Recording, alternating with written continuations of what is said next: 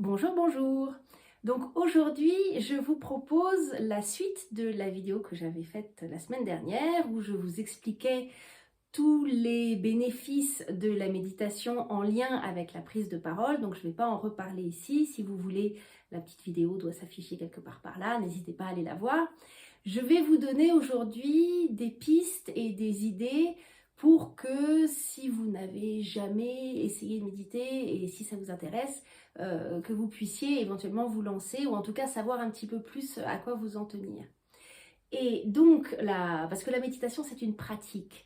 Ça veut dire qu'il faut le faire. Il ne suffit pas de savoir de quoi on parle, il ne suffit pas de connaître les différents tenants et aboutissants de la méditation. Si vous ne vous êtes jamais, à un moment ou à un autre, arrêté pour le faire, alors vous êtes passé un peu à côté.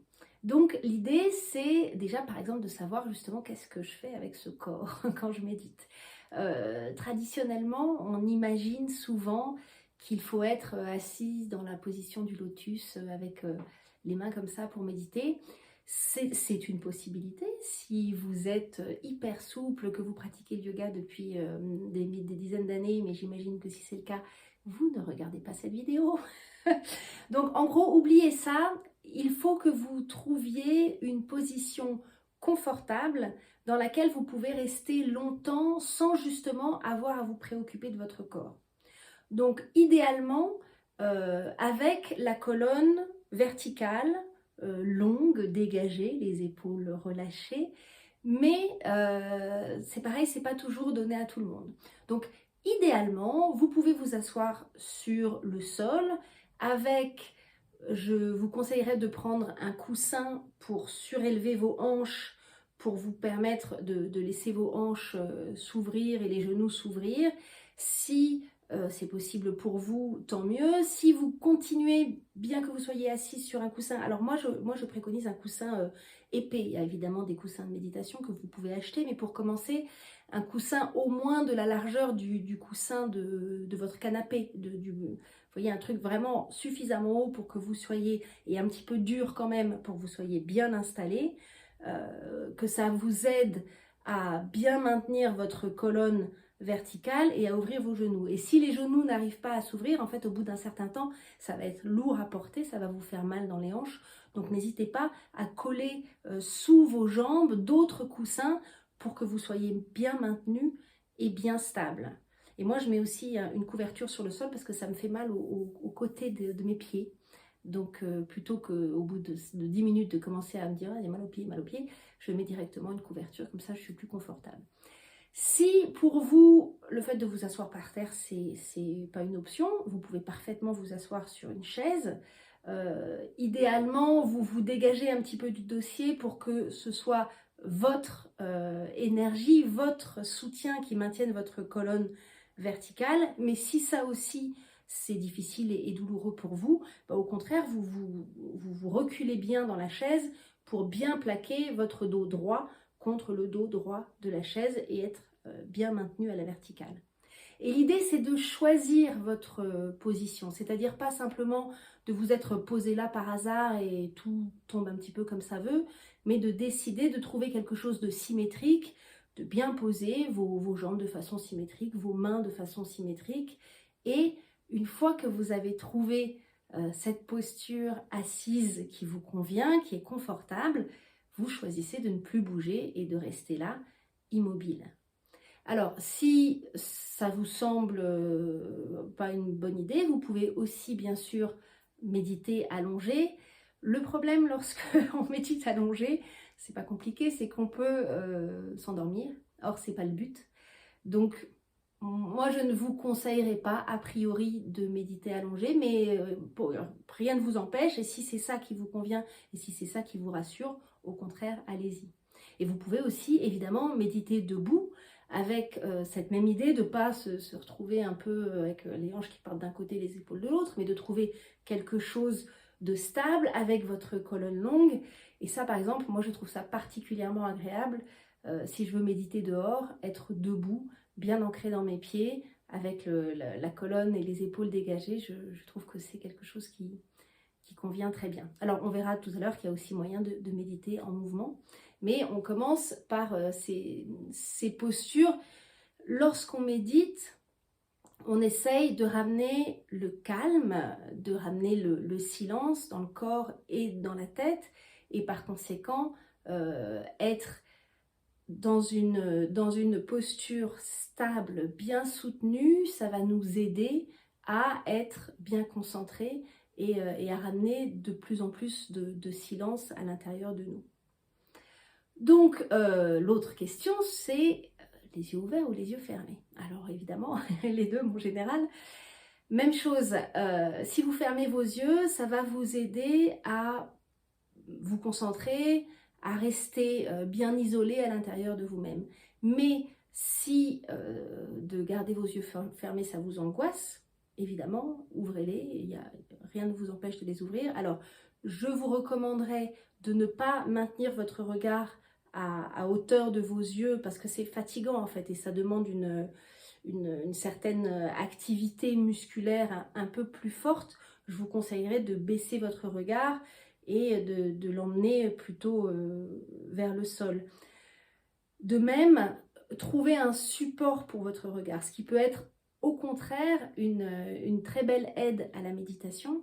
Ça peut être une belle photo que vous aimez, ça peut être un bel objet, ça peut être une fleur ou une feuille, ça peut être simplement une gommette de couleur dans une feuille blanche qui permet de poser vos yeux et qui va ramener cette stabilité que vous cherchez, parce que plus vous allez avoir de possibilités de vous échapper, enfin c'est déjà suffisamment difficile de ne pas s'échapper à l'intérieur de sa tête, donc si en plus physiquement on n'est pas stable, si nos yeux sont pas stables, il y a encore plus d'options de partir et donc de perdre sa concentration. Donc vous avez trouvé votre posture, vous êtes bien stable, peut-être assise, peut-être avec les yeux fermés. Et ensuite, qu'est-ce qui se passe?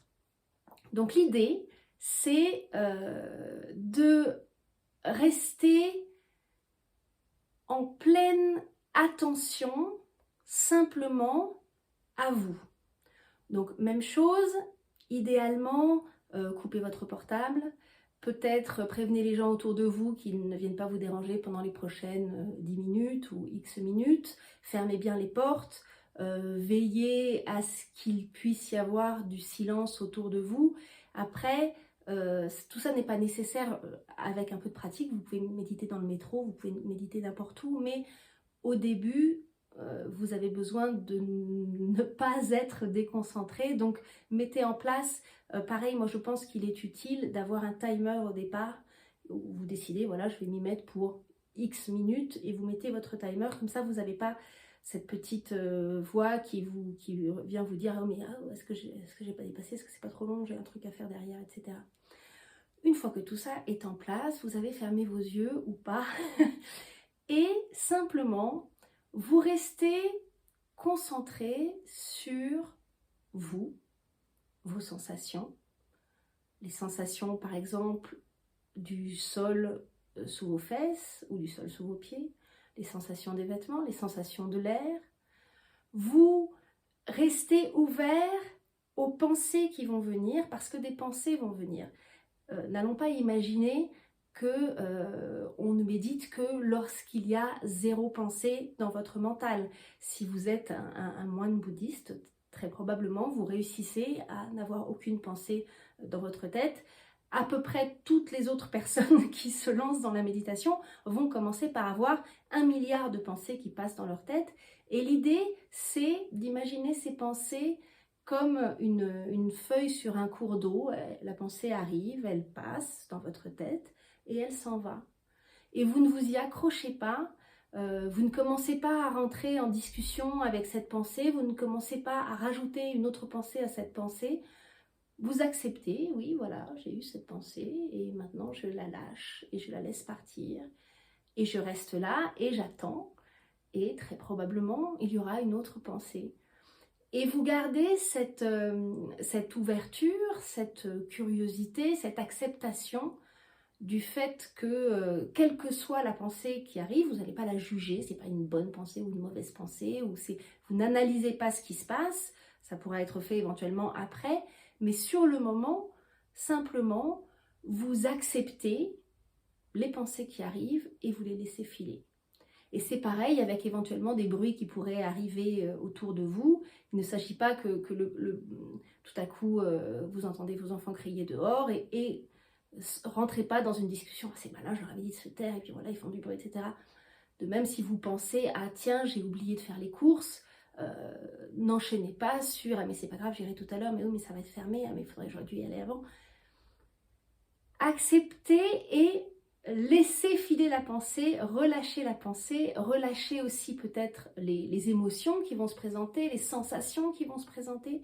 Tout ça, il s'agit simplement de rester témoin de ce qui va se passer dans votre tête et évidemment d'encourager l'espace entre les pensées, c'est-à-dire qu'on va dire peut-être au départ vous aviez tout un tas de feuilles mortes qui passaient sur la rivière devant vous, et puis petit à petit il y a peut-être un petit peu moins de feuilles, et puis avec un peu de chance il va y avoir une feuille et un espace entre les feuilles. Vous encouragez la concentration, le silence, l'ouverture, mais vous acceptez ce qui vient. Alors, c'est pas évident, et ce qui peut beaucoup vous aider, c'est d'être guidé dans votre méditation, parce que quelque chose, se concentrer sur rien, c'est le plus difficile. Donc, lorsque vous avez un support audio, une méditation guidée qui vous, en quelque sorte, qui vous prend en main, qui prend en charge le déroulé des opérations, ça aide énormément et a priori, je pense que c'est le meilleur moyen de commencer. Alors il y a évidemment beaucoup de méditations disponibles sur internet, j'en propose moi aussi pas beaucoup, j'espère en proposer plus, mais vous pouvez aller les chercher, pareil, petite méditation ici sur lequel vous pouvez cliquer. Je vous encourage à tester avant, c'est-à-dire écouter avant d'avoir tout installé, d'avoir mis en place toute votre petite installation de calme, parce que toutes les voix ne vont pas vous convenir, tous les tons ne vont pas vous convenir, certaines musiques peuvent ne pas vous convenir non plus. Donc écoutez avant, testez, voyez si ah bah non, cette voix-là, elle m'énerve. Enfin, moi, ça m'arrive très souvent de de chercher des méditations et d'avoir trouvé quelque chose, le thème m'intéresse, la musique a l'air sympa, c'est pile la bonne durée, mais quand j'écoute la voix, ça me va pas du tout. Et je sais qu'au bout de 30 secondes où je serai assise là, je vais commencer à grignoter sur cette voix, et mon mental n'attend que ça. Il n'attend qu'une occasion de commencer à travailler et à faire une machine à penser. Donc choisissez avant, prenez le temps de choisir avant, et puis pareil, choisissez la durée qui vous convient, et comme ça vous savez que vous avez cette méditation qui est pile le bon timing pour vous. Si vous n'avez pas, ou de toute façon c'est toujours bien de tester des choses différentes, être concentré sur votre respiration et vous servir de votre respiration en fait comme le point de retour de votre attention, c'est le truc qui est accessible partout, tout le temps, et la chose sur laquelle vous pouvez compter en permanence. Donc, dès que vous sentez que, parce que vous allez le sentir, c'est obligé, vous allez à un moment vous apercevoir que vous êtes rentré dans une conversation avec vous-même à propos de je ne sais pas quoi, dès que vous vous en apercevrez, vous ne vous flagellez pas, vous ne culpabilisez pas, vous tiens, ah, j'ai commencé à discuter avec moi, et hop, vous ramenez votre attention sur votre respiration et vous observez les sensations de l'air qui rentre, sensations de l'air qui s'échappe, sensations de la poitrine qui se gonfle ou peut-être le ventre, et vous observez simplement et vous ramenez simplement votre attention vers votre respiration.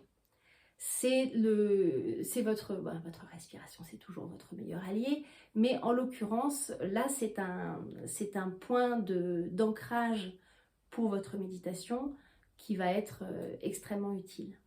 Alors, vous pouvez aussi, donc il y a plein de formes de méditation. Il y a la méditation pleine conscience, où là, vous êtes attentif et en toute conscience à l'activité que vous avez choisie. ça peut être faire la vaisselle, ça peut être n'importe quoi, où vous décidez que pendant cette activité-là, vous allez rester complètement attentif à ce que vous faites, complètement concentré sur vos mouvements et ne plus les faire mécaniquement, mais les faire en pleine conscience et les apprécier et les découvrir et les appréhender avec curiosité. Et par exemple, vous pouvez aussi marcher, faire une méditation où vous décidez, dans un parc, dans votre jardin, dans votre salon, peu importe, que vous allez simplement marcher très lentement et en prenant conscience de tous les mouvements que vous faites, de toutes les sensations qui viennent de ces mouvements et toujours sans juger, sans commenter ces mouvements. Il ne s'agit pas de « ah dis donc là j'ai mon poids qui s'est déporté à droite ». Et si, évidemment, si vous le pensez, peu importe, mais ça n'est pas le but. Le but, ça n'est pas d'analyser si vous marchez correctement ou pas. Le but, c'est de vous servir de ces mouvements que vous faites pour être accroché à ces sensations, ces impulsions et rester complètement concentré sur une seule action. Vous êtes en train de marcher. Donc, ça vous donne des possibilités différentes. Alors, il y a aussi des méditations possibles où votre point de concentration peut être un mantra que vous répétez intérieurement et qui est ce point d'ancrage de votre attention qui va revenir constamment sur ce mantra. À vous de trouver ce qui va vous convenir le mieux. Si vous savez que pour vous, c'est très difficile de rester immobile pendant une longue période, peut-être que ça vaut la peine de commencer par une méditation en mouvement. Si à l'inverse, vous avez envie, vous êtes plus attiré par le côté yeux fermés, en silence, bien posé, allez-y. Une approche de la méditation, une façon de méditer aussi, c'est de se laisser complètement absorber par une activité artistique. Si vous avez la chance de savoir peindre ou dessiner, je pense que je n'ai d'ailleurs pas besoin de vous le dire, mais lorsque vous rentrez complètement dans ce que vous faites et ça n'est plus vous qui décidez, vous qui choisissez, mais il y a quelque chose qui se met en route où vous êtes simplement happé par les mouvements du pinceau, par les notes de musique qui se créent avec vous, par votre corps qui bouge si vous êtes en train de danser de façon complètement intuitive.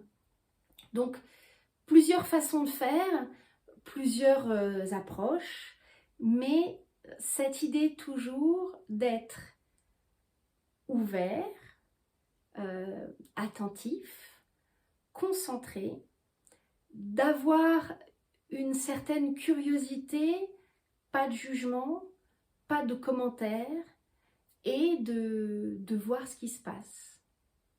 Alors, comme d'habitude, je vous recommanderais de rester avec votre objectif atteignable. Ne vous lancez pas directement sur 30 minutes de méditation, parce que peut-être que ça va très bien se passer, mais enfin il y a quand même de fortes chances que ce soit peut-être un petit peu trop. Moi je vous conseillerais comme d'habitude toujours de viser quelque chose qui soit raisonnable. Peut-être par exemple commencer par 5 minutes, et puis peut-être 5 minutes déjà toutes les semaines, 5 minutes 2 fois par semaine, puis si vous voyez que ça marche bien, peut-être que ça peut être 8 minutes, et puis 3 fois par semaine. Allez-y progressivement, petit à petit. En revanche, essayez de mettre en place quelque chose d'un petit peu régulier. C'est-à-dire que si vous faites de la méditation une fois, c'est sûr qu'il y a relativement peu de chances qu'il se passe quoi que ce soit de notable dans votre vie qui vous motive à continuer. Alors que si vous y mettez un petit peu de régularité et que vous refaites et réessayez et acceptez ce qui se passe, parce que peut-être que vous allez vous asseoir et tout ce qui va se passer, c'est des pensées, un énervement qui vient suite aux pensées. Mais tant que vous restez là et que vous acceptez ça et que vous constatez ça, que vous en êtes le témoin, c'est parfait, vous avez déjà fait quelque chose, vous avez déjà commencé votre travail. Puis la fois d'après, peut-être qu'il y aura un petit peu moins d'énervement, et puis peut-être qu'au bout d'un certain temps, il n'y aura plus d'énervement, seulement des pensées. Et tant que vous, tant que vous avez la possibilité de vous apercevoir que vous êtes le témoin de ça, vous avez déjà fait un énorme pas en avant. Donc voilà, je vous encourage à tester, à essayer. La méditation, elle apporte donc énormément de choses. Je ne vais pas revenir là-dessus, j'en ai parlé dans une autre vidéo. Mais elle a cet énorme avantage, c'est gratuit, vous pouvez le faire n'importe où, vous avez besoin de personne, vous avez besoin de rien. C'est vraiment quelque chose qui est hyper accessible, donc pourquoi se priver? Voilà. Et ben j'espère que ça vous a donné envie. Comme d'habitude, si quelque chose n'est pas clair, si vous avez un commentaire à faire ou si vous avez une expérience à partager, bah surtout n'hésitez pas, vous avez des commentaires en dessous. Et vous avez aussi un petit like si ça vous a plu. Et je vous dis à